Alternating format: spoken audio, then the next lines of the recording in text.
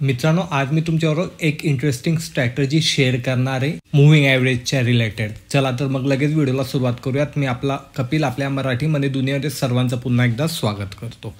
मित्रांनो, इथे time frame आपण 15 मिनिटाची लावली आणि सर्वात महत्त्वाची गोष्ट, आपण नेहमी इंडेक्समध्ये पाहत असतो, निफ्टी बँक निफ्टीमध्ये आपण स्ट्रॅटेजी अप्लाय करत असतो. आज मी एक रँडमली एक स्टॉक घेतलेला आहे, तो आहे SCL. काय घेतलेला आहे? कारण भरपूर जण प्रश्न विचारतात की ही स्ट्रॅटेजी आपण स्टॉकमध्ये पण यूज करू शकतो का? हे जे आपण क्रायटेरिया लावला हे स्टॉकसाठी पण आपण यूज करू शकतो का, इंट्राडेसाठी किंवा स्विंग ट्रेडिंगसाठी? त्याच्या रिगार्डिंग आज आपण एक स्टॉकलाच पिक केलेलं आहे मित्रांनो, की त्यामध्ये आपण एक मूव्हिंग ॲव्हरेजची एक स्ट्रॅटेजी यूज करणार आहे आणि मध्ये एंट्री एक्झिट आणि आपले स्टॉप लॉस कशा प्रकारे असतील ते पाहून घेणार आहे. सर्वात महत्त्वाचं, मूव्हिंग ॲव्हरेज वर इन डिटेल व्हिडिओ आहे आपल्या चॅनलवर 1 तासाचा. ज्याला मूव्हिंग ॲव्हरेज विषयी काहीही नॉलेज नसेल ना मित्रांनो, तरी त्याने तो व्हिडिओ कधी पाहिला तर तुम्हाला पूर्ण नॉलेज मूव्हिंग ॲव्हरेज विषयी आणि वेगवेगळे ॲव्हरेज काय आहे आणि त्याला केव्हा आणि कसं यूज करायचं याचं डिटेल नॉलेज आहे. तो व्हिडिओ तुम्ही नक्की पहा. डिस्क्रिप्शनमध्ये पण लिंक आहे, आय बटनला पण टाकून देईल आणि एंड स्क्रीनला पण मी तो टाकून देईल. म्हणून आता कसं आहे ना, तेच नॉलेज परत मी सांगत नाही, त्यामुळे तो व्हिडिओ पाहिला तर तुमची ती कन्सेप्ट दूर होणार आहे. आता आपण डायरेक्ट इथे स्ट्रॅटेजीला सुरुवात करणार आहे. सर्वात पहिले माहिती इंडिकेटरमध्ये जाऊन तुम्हाला मूव्हिंग ॲव्हरेज लावायचा आहे. इथे आपला टाईम वाचावा म्हणून मी ऑलरेडी लावलेला आहे. आता इथे 2 मूव्हिंग ॲव्हरेज लावलेले आहे. सर्वात पहिले आहे 5 EMA. EMA म्हणजे काय? Exponential moving average. आता moving average, exponential moving average, DMA वगैरे काय आहे तुम्हाला त्या व्हिडिओमध्ये पाहायला मिळणारच आहे, तर तुम्ही तो व्हिडिओ पाहून शकतात. तर 2 EMA लावलेले, एक 5चा आणि एक 8चा. आता हे थोडं कॉम्बिनेशन तुम्हाला ऑड वाटेल, तर हे ऑड कॉम्बिनेशनच तुम्हाला जॅकपॉट ट्रेड मिळवून देणार आहे. आणि परत सांगतो, हे स्ट्रॅटेजी आपल्याला इंडेक्समध्ये सुद्धा वापरता येणार आहे. यामध्ये टाईम फ्रेम 15 मिनिटाची सिलेक्ट केलेली आहे. तर 15 मिनिटाची का? कधीही लक्षात ठेवा, कधी 2 EMA आपण यूज करतो आणि ते 2 एकदम जवळ असतील तर त्यामध्ये ना एक EMA असा चालला तर दुसरा EMA भरपूरदा त्याला टच करेल आणि त्याच्या आत बाहेर करेल. मग इथे आपल्याला ॲक्युरेट सिग्नल मिळत नाही. त्यामुळे कधी 2 EMA तुम्ही यूज करता आणि त्यांच्यामध्ये डिफरन्स फार कमी आहे, तर तुमची टाईम फ्रेम मोठी हवी. पहा मित्रांनो, हे एकदम आहे ना युनिक नॉलेज आहे आणि हे शक्यतो कोणी सांगणार नाही. पण तुम्हाला स्वतःला सुद्धा काही स्ट्रॅटेजी बनवायची असेल तर जेव्हाही तुम्ही गॅप कमी घेणार EMAचा तर तुम्हाला टाईम फ्रेम तिथे वाढवावी लागेल. टाईम फ्रेम कधी कमी केली तर या प्रकारे तुम्हाला फॉल्स सिग्नल जास्ती जनरेट होताना दिसणार आहे. तर मिनिमम 15 मिनिटापासून आपण 30 मिनिटं, 1 तास, 4 तासाची टाईम फ्रेम याला यूज करू शकतो. भरपूर छान रिझल्ट मिळतील. आता आपण इंट्राडेसाठी पाहतोय म्हणून मी 15 मिनिटाची तुम्हाला इथे दाखवतोय. तुम्ही 30 मिनिटाच्या, 1 तासाच्या किंवा 4 तासाच्या सुद्धा हिला टेस्ट करू शकता. तर सर्वात पहिले आपण अप्लाय करू. तर आता पहिले 5चा लावून घेतला. 5चा कोणता आहे? ब्ल्यू कलर आहे. क्लिअर झाला. आणि आता 8चा लावून घेऊ. 8चा कलर कोणता आहे? तो ब्लॅक कलर आहे. सिम्पल आहे. अजून एक गोष्ट सांगतो, जेव्हाही कन्फ्युजन होतंय आपल्याला क्रॉसओव्हर होताना. आता क्रॉसओव्हर काय आहे की एक EMA असा चालला आणि दुसरा EMAने त्याला खालून वरच्या साईडला कट केलेला आहे, तर इथे आपल्याला बाईंग सिग्नल मिळतो. आणि त्याचप्रमाणे एखादा EMA असा चालला आणि त्याला वरतून कट होतं आहे तर आपल्याला इथे सेल सिग्नल जनरेट होतो. That's all. कोणत्या EMAला फॉलो करायचं आहे, कोणत्या EMAने कट करायला हवं हे लक्षात घ्या. तर नेहमी 5च्याच EMAने म्हणजे ब्ल्यू लाईननेच वरतून खाली कट केलं तर सेल सिग्नल जनरेट होणार आहे. ब्ल्यू लाईननेच वरच्या साईडला कट केलं तर बाय सिग्नल जनरेट होणार आहे. हा एक नियम आहे. अजून नियम संपले नाही मित्रांनो, लक्षात ठेवा. नुसतं क्रॉसओव्हर झाल्याबरोबर एंट्री करायची नाही.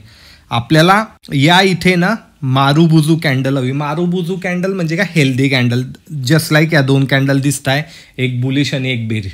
थोडी फार शॅडो आपल्याला इथे चालेल. त्यानंतर हॅमर कॅन्डल खालून कट होत असेल तर चालेल आणि वरतून शूटिंग स्टार कॅन्डल चालेल. या 3च कॅन्डलला आपण रेफर करणार आहे. या काइंड ऑफ या टाईपच्या कधी कॅन्डल बनल्या डोजी तर याला आपण रेफर करणार नाहीये. आलंय? समजलंय? क्लिअर आहे? आता पुढचा नियम हे थोडं क्लीन करून घेऊयात आपण. क्रॉसओव्हर समजलं, कॅन्डल कोणत्या ते समजलं. आणि कधी कन्फ्यूज होतंय तुम्हाला, जसं मला इथे समजत नाही इथे नेमकं काय होतं, तर काय करायचं, तुम्हाला कॅन्डलवर आहे ना मित्रांनो क्लिक करायचं आहे. कोणत्याही कॅन्डलला क्लिक केलं की इथे वरती तुम्हाला एक डोळ्याचा सिम्बॉल दिसतो, तिच्यावर कधी क्लिक केलं तर त्या कॅन्डल सगळ्या गायब होतात आणि तुम्ही इथे फक्त मूव्हिंग ॲव्हरेज पाहू शकतात. की मुव्हिंग ॲव्हरेज क्रॉस झाला आहे का. आता पहा तुम्ही इथे जो ब्ल्यू लाईन खाली आली ही क्रॉसच झाली नाही, फक्त ही त्याला दोन्ही एकदमच जवळ येऊन गेलेले आणि नंतर इथे कुठेतरी क्रॉस झालेली. म्हणजे जेव्हाही कन्फ्युजन होणार आहे तेव्हा तुम्हाला तिथून कॅन्डल हाईड करून घ्यायचं आहे, कारण लाईव्ह मार्केटमध्ये असं कन्फ्युजन होत असतं. दॅट्स वाय परत आणायच्या त्या डोळ्याच्या सिम्बॉलवर क्लिक केलं की परत ह्या कॅन्डल आपल्या आलेल्या आहेत. आता आपण स्ट्रॅटर्जीला सुरुवात करू.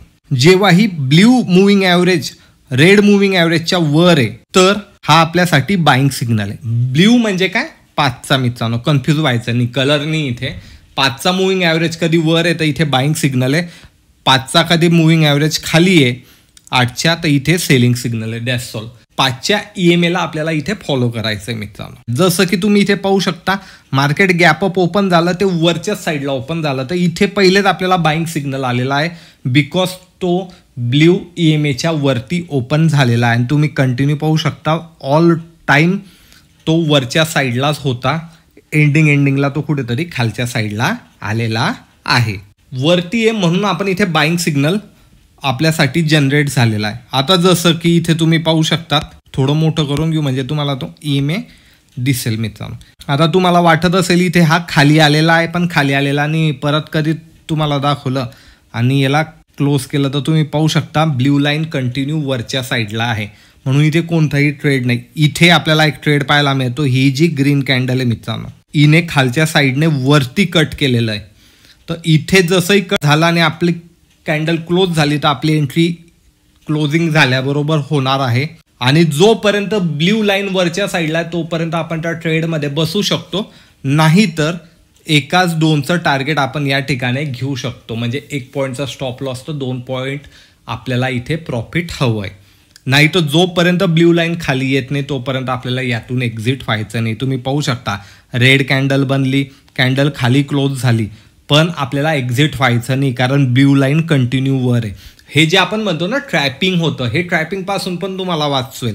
अरे कट केला मुव्हिंग ॲव्हरेज, चला निघा, काहीच गरज नाही आहे. ब्ल्यू लाईनने कट केलंय का, नाही, ब्ल्यू लाईन अजूनही वर आहे. ब्ल्यू लाईनने इथे कट केलंय मित्रांनो, एवढ्या पुढे. त्यामुळे आपल्याला घाई गर्दी करायची नाही आहे.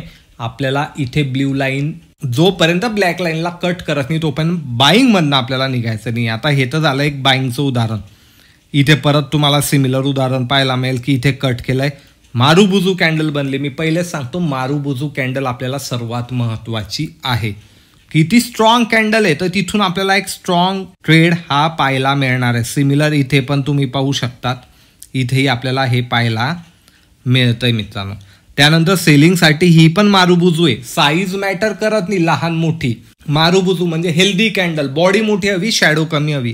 ती जशी क्लोज झाली तुम्ही सेलिंग केलं तर तुम्हाला इथे फार मोठं टार्गेट मिळालं. आता तुम्हाला इथे पॉईंट कमी दिसत असतील पण ऑप्शनमध्ये याची क्वांटिटी जास्ती असते तर तुम्ही त्याला मल्टिप्लाय करून पॉईंट सुद्धा काढू शकतात मित्रांनो.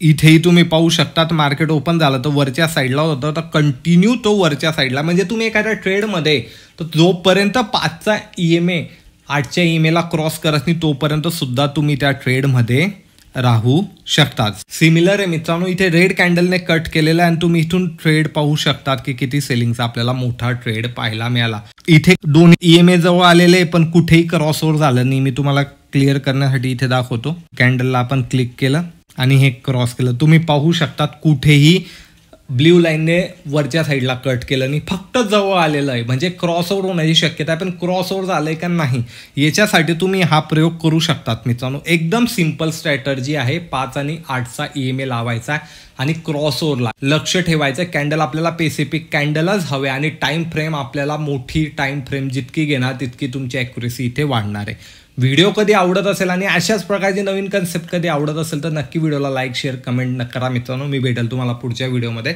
धन्यवाद.